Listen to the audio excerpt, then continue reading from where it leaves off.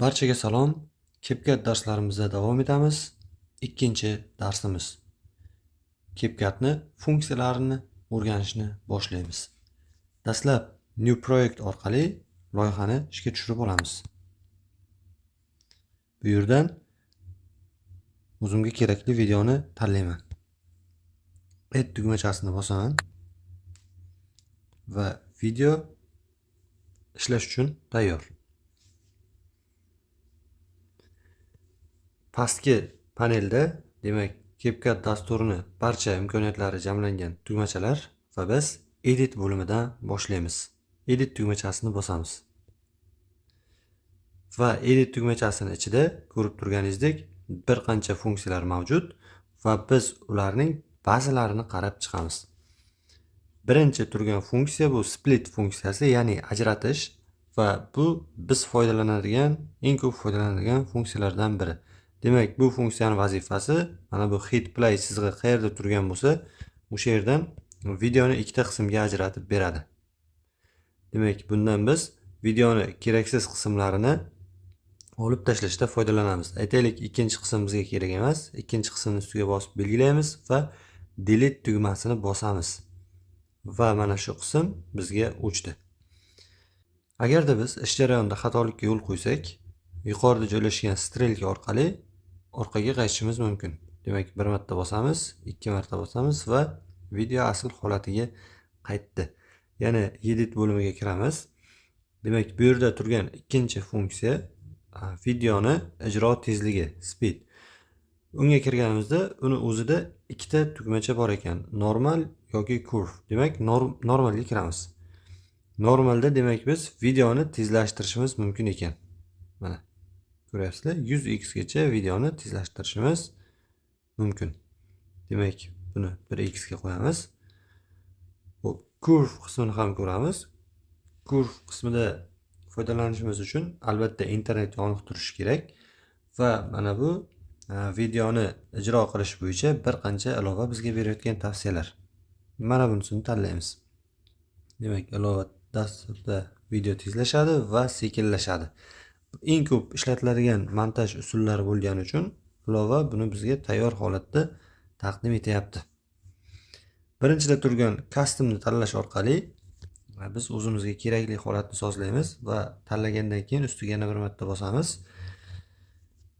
Mana bu oyna ochiladi va videoni biz sekinlashtirishimiz yoki tezlashtirishimiz kerak bo'lgan qismlarni qo'lda o'zimiz tanlab chiqamiz.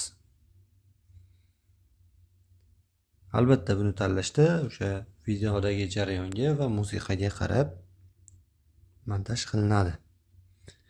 Va videolaringizni ajoyib ko'rinishga keltirishingiz mumkin. Demak, men hozir bu yerda reset tugmachasini bosaman, ya'ni asl holatiga qaytarib keyingi funksiyaga o'tamiz. Demak, bu yerda biz video tezligini o'zgartirishimiz mumkin ekan. Keyingi funksiya bizda animation, ya'ni animatsiyalar. Bu funksiya ham onlayn tarzda ishlaydi. Xo'p, bu o'sha videomizni boshlanishiga, oxiriga yoki video davomida videoga animatsiya berish, ya'ni videoni harakatlantirib turish uchun ishlatiladi. In tugmachasini bosadigan bo'lsak, bu videomizni boshlanish qismiga animatsiya beradi. Birorta animatsiya uslubini tanlaymiz. Masalan, mana ikkinchisi. Mana ko'ryapsizlar, video boshiga mana bu pastki surgich orqali necha sekund animatsiya berilishini tanlashim mumkin. Mana video boshiga 1 sekund animatsiya beradi. Mana video boshlanishi bilan animatsiya bor. Keyin o'sha video normal davom etyapti. Xo'p, out bo'limi, demak, bu videoni oxirgi qismiga animatsiya beradi. Endi qizil strelka demak out bo'liminiki, ya'ni oxirida beriladigan animatsiya. Demak, bunga ham 0.8 sekund qo'ydim. Mana surish orqali 0.8 sekundli animatsiya video tugashida. Mana shu ko'rinishda, xo'p, 1-2 sekund qilamiz. Mana shu ko'rinishda video yakunlanadi. Xo'p, komboga keladigan bo'lsak, kombo o'sha video davomida uni qandaydir qimirlatib turish uchun ishlatiladi, ya'ni animatsiya berib turadi. Bu yerda ko'ryapsizlar, bir qancha variantlar bor. O'sha o'zingizning videoyingizdan kelib chiqib, o'zingiz xohlagan animatsiyani tanlashingiz mumkin. Demak, videomiz qanaqa ko'rinishga keldi? Bir boshdan qo'yamiz.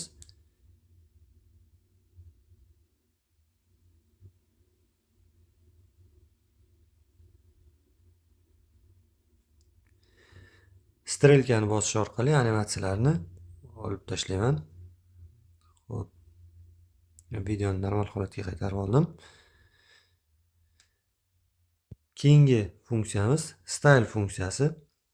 Style funksiyasida asosan rasmlarga effekt berish uchun ishlatiladi va videolarga ham effekt berish uchun qaysidir bo'limlarni ishlatishimiz mumkin. Bu funksiyalarga keyinchalik amaliyot darslarida yana to'xtalib o'tamiz. Bu yerda bir narsani eslatib o'tishim kerak. Mana bu Pro yozilgan effektlardan foydalanish uchun bizada Pro akkaunt bo'lishi kerak. Ya'ni oylik yoki yillik to'lov qilib akkauntimizni o'sha yangi bosqichga olib chiqishimiz kerak. Bo'lmasa bu videolardan foydalana olmaymiz. Bu effektlardan foydalana olmaymiz. Xo'p, demak, tradingni yopamiz. Trendingni. Xo'p, delete tugmachasini aytdim. Videoning o'sha qismini o'chirib tashlaydi. Mana bu funksiyalarga keyinchalik yana qaytamiz va volume tugmachasi. Volume tugmachasi o'sha videoni ovozini pasaytirish yoki ko'tarish uchun yordam beradi. Transform tugmachasi. Transform orqali biz demak videoni aylantirishimiz, rotate qilishimiz yoki akslantirishimiz yoki hajmini qo'lda o'zgartirishimiz mumkin. Ko'rib turganlaringizdek, demak, burishimiz 9:16, 16:9 qilib videoni moslashimiz mumkin. Demak, buni reset qilamiz. Qaytamiz. Auto reframe tugmachasi, demak, videomizni o'zi avtomatik ramkaga solib beradi.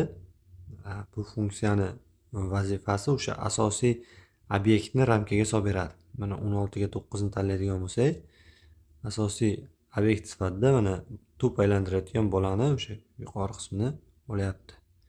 Yoki mana bu 3:4 nisbatdagi ramkani tanlasak, mana asosiy obyekt sifatida buni o'zi tanlayapti va o'sha bola harakatlanganda ramka ham harakatlanyapti. Bu yaxshi funksiya. Bu qachonki o'sha vertikal yoki gorizontal olingan videolarimizni sozlashda yordam beradigan funksiya.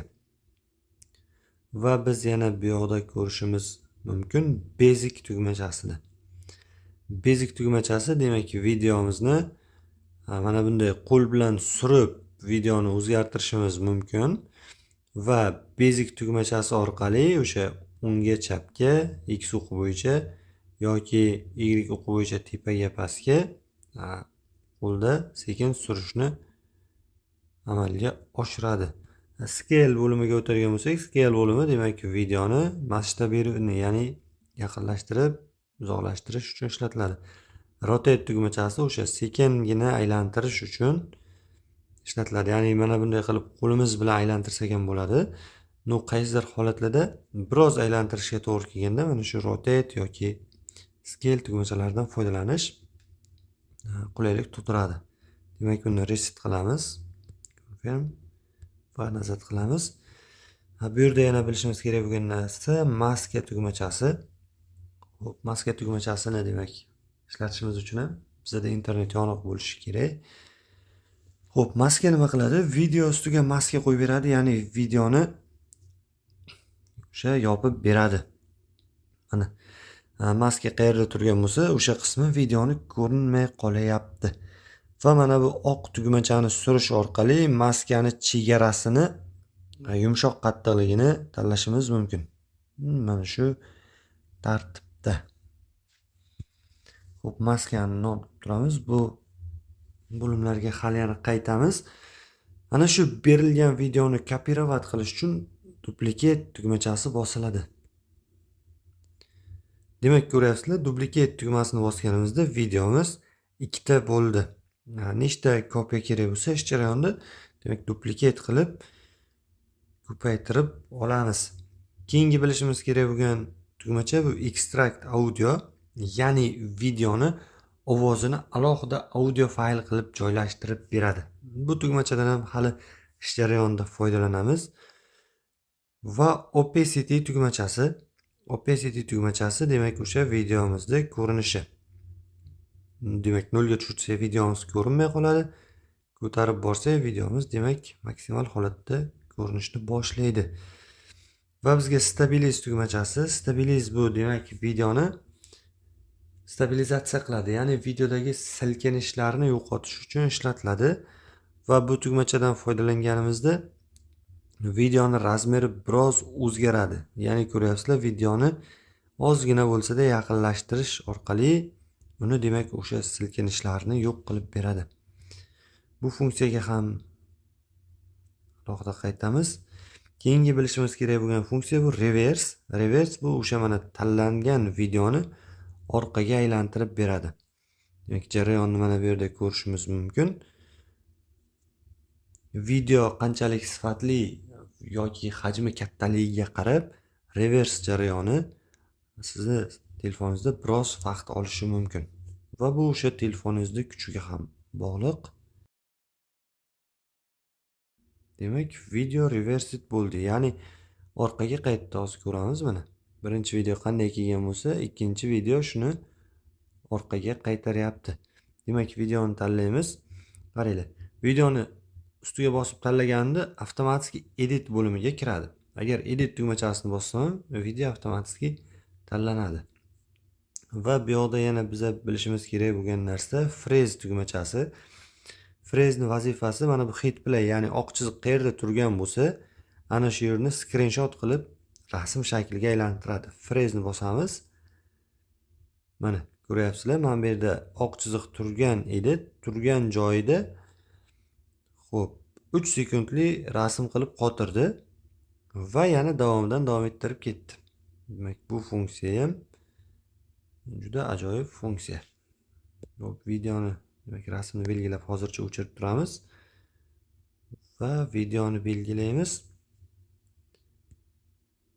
Bizda demak audio effects qoldi. Audio effects bu o'sha videodagi ovozni har xil qilish uchun ishlatiladi. Ya'ni robot gapirgan yoki ovoz ingichkalashgan, qalinlashgan holatga qilib beradi. Bundan ham keyinchalik foydalanamiz. Reduce noise funksiyasi o'sha videomizdagi ovozni, shovqinlarni yo'q qilish uchun ishlatiladi. Bits demak videoga o'sha musiqasiga, ovoziga bitlar qo'shib beradi. Buni alohida videoda muzikalar bilan ishlash darsimizda ko'rib chiqamiz. Bu yoqda e'tibor qilsalaringiz, biz ko'rmagan, qarab o'tmagan bir nechta funksiyalar mavjud. Ularni alohida darslarda qarab o'tamiz, har biri bo'yicha va amaliyot darslarimizda yana takrorlab o'tamiz. Video foydali bo'lgan bo'lsa, kanalga obuna bo'lib qo'yinglar. O'z fikringizni kommentariyada qoldirishingiz mumkin va keyingi videolarimizni ham o'rganib, kuzatib borishda davom etinglar.